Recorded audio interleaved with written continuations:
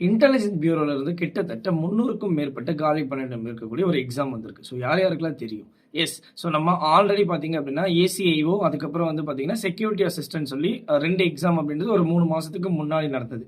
இப்போ அதே டிபார்ட்மெண்ட்லேருந்து பார்த்தீங்க அப்படின்னா, எம்டிஎஸ் மல்டி டாஸ்கிங் ஸ்டாஃப் சொல்லக்கூடிய போஸ்ட்டுக்கான எக்ஸாம் அப்படின்றது நமக்கு வந்து பார்த்தீங்க அப்படின்னா, நோட்டிஃபிகேஷன் ரிலீஸ் பண்ணிட்டாங்க.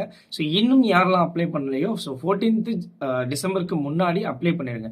அண்ட் இதற்கு நீங்கள் ப்ரிப்பேர் பண்ணணும் அப்படின்னா, நம்மளுடைய அடாப்ட் ஃபோர் 7ல ஆய்வுன்னு சொல்லக்கூடிய பேட்ச் அப்படின்றது அவைலபிளாக இருக்குது.